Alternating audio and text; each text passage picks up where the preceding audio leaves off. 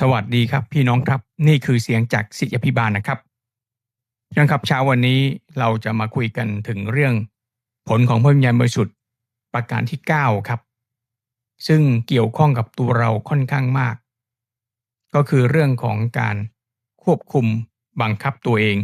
ที่เรียกว่า self control ประโยชน์ของ self control นะครับนอกจากที่เรามั่นใจว่าเราอยู่ในพระวิญญาณบริสุทธิ์เรามีผลของพระวิญญาณบริสุทธิ์แล้วประโยชน์ก็คือว่าการควบคุมตัวเองนั้นก็สามารถทำให้เราที่จะควบคุมได้ทั้งจิตวิญญาณร่างกายและจิตใจของเรานับว่าเป็นประโยชน์มากครับและทำให้เราดำรงชีวิตอยู่อย่างมีความสุขมีความชื่นชมยินดีได้พี่น้องครับในเชิงปฏิบัตินั้นผมในเช้าวันนี้ขออนุญาตเสนอแนะ3ขั้นตอนในการที่เราจะมีเซลฟ์คอนโทรลนะครับขั้นตอนแรกก็คือการตระหนักรู้พี่น้องครับเราควบคุมสิ่งที่เราไม่ตระหนักรู้ไม่ได้นะครับเราต้องเฝ้าระวังชีวิตของเราเพราะว่าพระคัมภีร์ได้กล่าวว่าต้องระวังชีวิตระวังใจของเจ้าทุกด้านเพราะว่าทุกอย่างนั้นเริ่มต้นออกมาจากใจเพราะฉะนั้นการเฝ้าระวังแรงกระตุ้นที่เกิดขึ้นในชีวิตของเรานั้นเพื่อที่เราจะควบคุมมันได้แรงกระตุ้นนั้นก็มีทั้งบวกและทั้งลบนะครับฉะนั้นแรงกระตุ้นนั้นจะต้องผ่านกระบวนการตระหนักรู้ก็คือต้องแยกแยะให้ได้เสียก่อนครับว่ามันคืออะไรมันเป็นแรงกระตุ้นทางบวกหรือแรงกระตุ้นทางลบสิ่งนี้พื้นฐานก็คือต้องเกิดจากพระวจนะของพระเจ้านะครับเพราะว่าพระวจนะของพระเจ้าที่เราอ่านเราฟังเราเรียนรู้ก็จะสร้างกรอบความคิดครับกรอบความคิดที่สามารถเฝ้าระวังแรงกระตุ้นได้เพราะฉะนั้นเมื่อแรงกระตุ้นมาถึงเราใช้กรอบของพระคัมภีร์เข้าไปจับเข้าไปคิดพิจารณาใช้เหตุผลพี่น้องครับเราก็สามารถที่จะรู้ว่าแรงกระตุ้นนั้นเป็นแรงกระตุ้นทางบวกหรือแรงกระตุ้นทางลบพี่น้องครับสมมุติว่าช่วงนี้มีการลดราคารถใหม่ตั้งหลายแสนบาทเพราะว่าโรงงานกำลังจะปิดตัวลงพี่น้องครับนั่นคือแรงกระตุ้นหรือ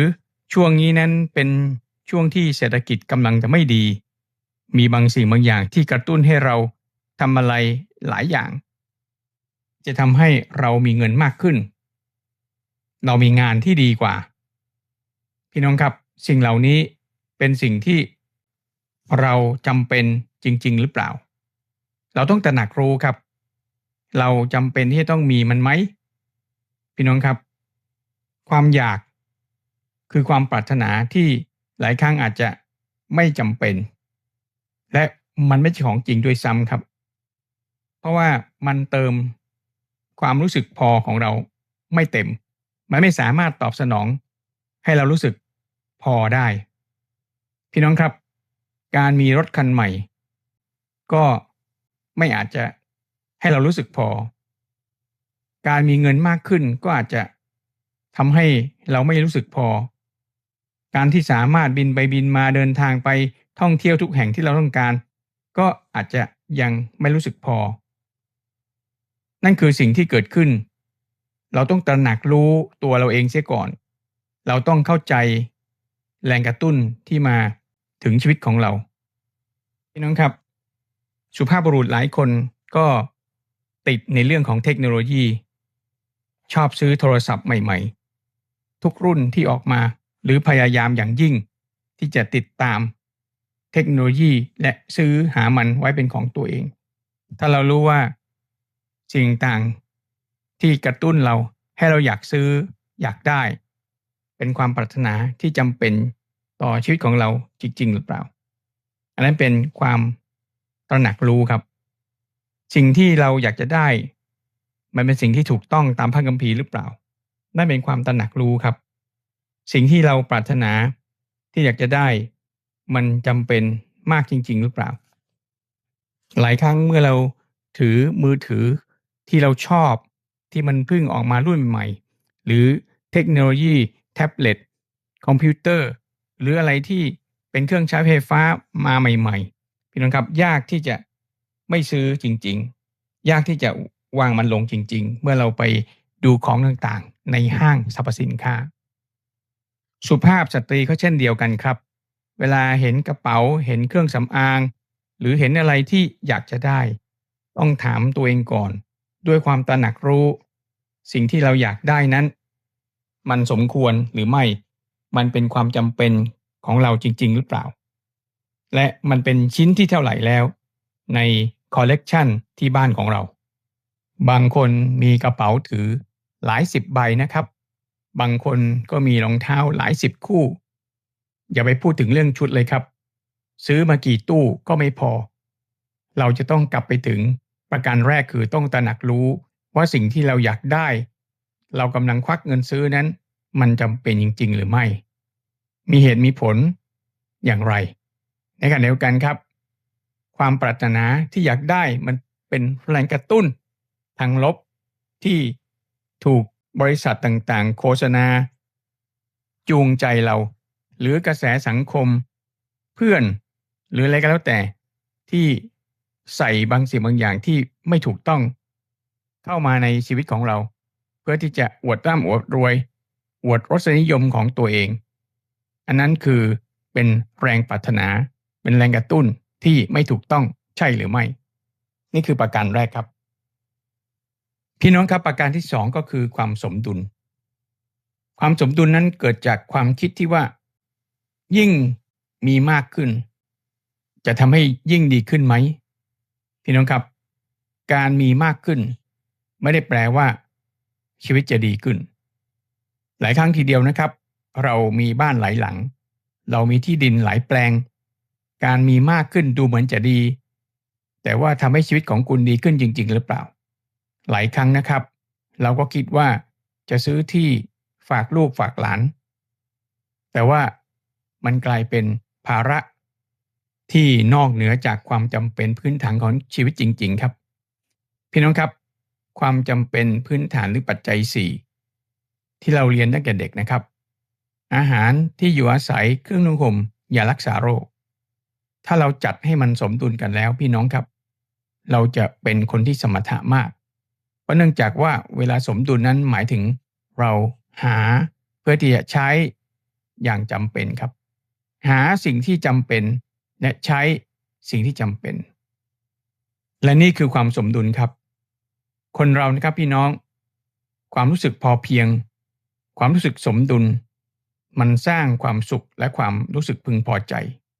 ที่แท้จริงการมีอะไรมากไม่ได้หมายความว่าจะดีนะครับอาหารมากกินอาหารมากก็ไม่ได้ทำให้เรามีความสุขมากขึ้นนะครับในทางกลับกันจะทำให้เราแน่นท้องและคลื่นไส้ด้วยซ้ำมีเงินมากขึ้นความกังวลก็มากขึ้นเทคโนโลยีดีขึ้นก็อาจจะสร้างความสับสนและเสียเวลามากขึ้นในโลกเสมือนจริงพี่น้องครับการที่หลายๆคนนั้นเล่นไลน์เล่นเฟซแน่นอนครับมันก็มีสิ่งที่ดีแต่ถ้าเราดำรงชีวิตในสิ่งเหล่านี้อย่างไม่สมดุลแล้วเราก็พี่น้องเราจะเห็นว่าเราไม่สามารถควบคุมเราไม่มีเซลฟ์คอนโทรลเราไม่มีการบังคับตัวเองได้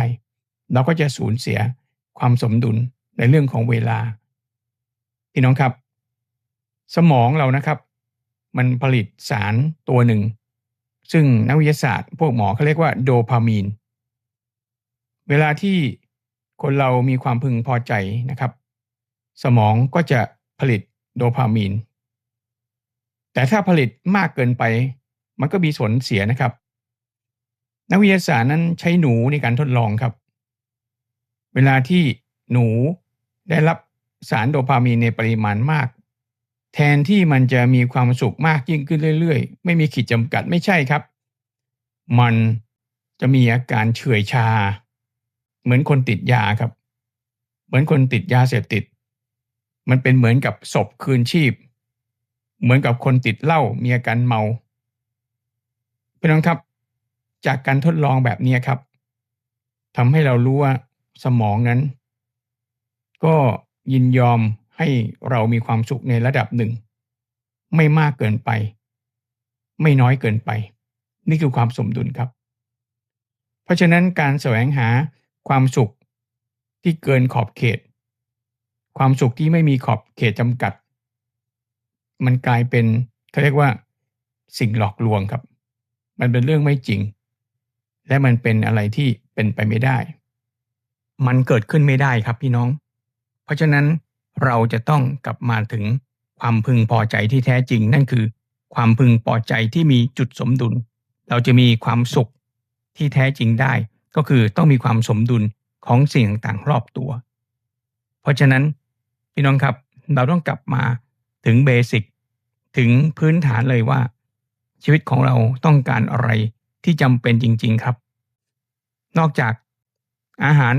ที่อยู่อาศัยเครื่องนึ่งห่มและยารักษาโรคถ้าพี่น้องลองนั่งนิ่งๆเงียบๆนะครับในช่วงวันนี้ลองพิจารณาว่าอะไรที่เป็นปัจจัยที่5ปัจจัยที่6แล้วเราจะจัดให้อยู่ในความสมดุลได้อย่างไรประการสุดท้ายครับก็คือความตั้งใจหรือการตั้งสัตย์ปฏิญาณพี่น้องครับภาษาอังกฤษเรียกว่า commitment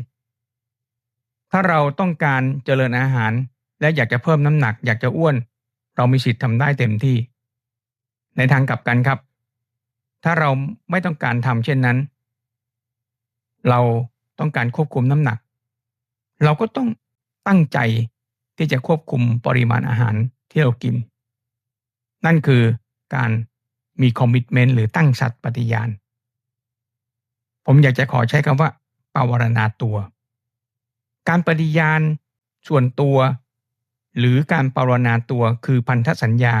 ที่เรากำหนดขึ้นครับการปฏิญาณเกิดจากการตระหนักรู้การปฏิญาณมันเกิดจากการที่เราได้สัมผัสถึงความสุขจากการมีสมดุลในชีวิตและการปฏิญาณก็ทำให้เราเกิดความรู้ใหม่ๆประสบการณ์ใหม่ๆปัญหาก็คือหลายครั้งครับที่เราต้องการควบคุมความอยากแต่เรากลับหลงลืมบางคนนะครับต้องการลดน้ำหนักแต่ก็พอเวลาเจออาหารที่ถูกปากอาหารที่เคยชอบอดไม่ไหวทนไม่ไหวพอนึกขึ้นมาได้กินเข้าไปเกือบเต็มนะครับเกือบอิ่มนะครับมักจะบอกว่าฉันกำลังลดน้ำหนักอยู่นะแต่ก็ลดไม่ได้สักทีเพราะอะไรครับเพราะว่าเราไม่ได้ตั้งโปรแกรมล่วงหน้าพี่น้องครับการคอมมิตหรือการปรนนาตัวการปฏิญาณตัวเป็นการเตือนครับตั้งโปรแกรมเรื่องหน้าตั้งโปรแกรมล่วงหน้าในชีวิตในความคิดของเราตลอดเวลาเพราะฉะนั้นหลายครั้งนะครับเราจะเห็นว่าในหนังสืออบรมเทรนนิ่งในเกี่ยวกับคู่มือต่างๆมักจะเริ่มต้นด้วยคำปฏิญาณว่าจะทำอย่างนี้จะทำอย่างนั้นเวลาที่เราอ่านหนังสือเกี่ยวกับสุขภาพนะครับหรืออ่านหนังสือเกี่ยวกับการควบคุมอาหารหรืออ่านหนังสือที่เกี่ยวข้องกับการที่เราจะต้องทำอะไรบางสิ่งบางอย่างเปลี่ยนแปลงชีวิตพี่น้องครับมักจะจบด้วยการเขียนคำปฏิญาณเพราะฉะนั้นพี่น้องครับความปรารถนาหลายๆอย่างนั้นก็เป็นสิ่งที่ดีครับความอยากได้บางสิ่งบางอย่างที่จำเป็นก็เป็นสิ่งที่ดีการอยากจะเป็นคนร่ำรวยเพื่อที่จะช่วยคนอื่นรู้จักเผื่อแผ่ก็เป็นสิ่งที่ดีการเลือกรับประทานอาหารที่ดีก็เป็นสิ่งที่สมควรทำพี่น้องครับการที่เราจะตั้งสัตย์ปฏิญาณที่จะทำในสิ่งที่ดีก็สมควรทำและในเวลาเดียวกันครับการที่เราจะตั้งใจตั้งความปรารถนามีพันธสัญญากับตัวเองตลอดจนปรนนาตัวที่จะควบคุมไม่ทำสิ่งที่ไม่ถูกต้องไม่ทำบาปไม่ทำสิ่งที่ไม่ถวายเกียรติแด่พระเจ้านั่นก็เป็นสิ่งที่ดีที่สุดเพราะฉะนั้นขอบคุณพระเจ้านะครับขอพระเจ้าช่วยเราเพราะเนื่องจากว่าเรามีพระวิญญาณบริสุทธิ์ที่เป็นพระผู้ช่วยซึ่งเป็นความหมายของพระวิญญาณบริสุทธิ์ครับที่จะทำให้เรามีเซลฟ์คอนโทรลได้เพราะฉะนั้นพี่น้องลองไปฝึกทำและอธิษฐานด้วยว่าขอพระเจ้าช่วยเราให้เรามีเซลฟ์คอนโทรลไม่ว่าจะเป็นเรื่องของการลดน้ำหนักเพื่อสุขภาพ หรือการตั้งใจทำบางสิ่งบางอย่างเพื่องานของพระเจ้าก็ล้วนแล้วแต่เป็นสิ่งที่ดีขอพระเจ้าช่วยเรานะครับและนี่คือผลของพระวิญญาณบริสุทธิ์และผมเชื่อแน่ว่าเมื่อเราตั้งใจที่จะให้พระวิญญาณบริสุทธิ์ช่วยเราให้เกิดผลของพระวิญญาณบริสุทธิ์พระเจ้าพระวิญญาณช่วยเราแน่นอนครับอาเมน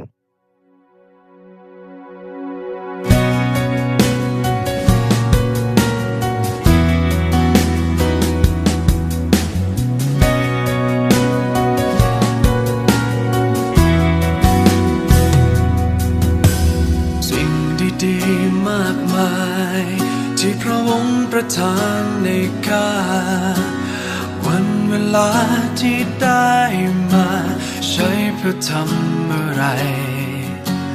ทรัพย์สิ่งของที่มีอยู่จะเก็บเอาไว้ให้ใคร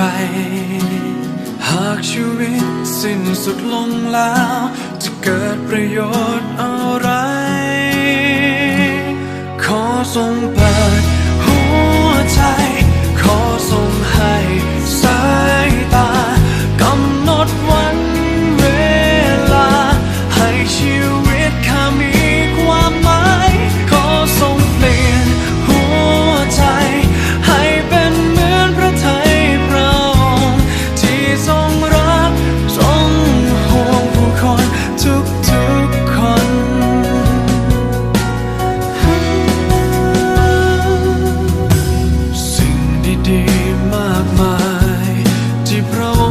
ทานในข้าวันเวลาที่ได้มาใช้เพื่อทำอะไรทรัพย์สิ่งของที่มีอยู่จะเก็บเอาไว้ให้ใครหากชีวิตสิ้นสุดลงแล้วจะเกิดประโยชน์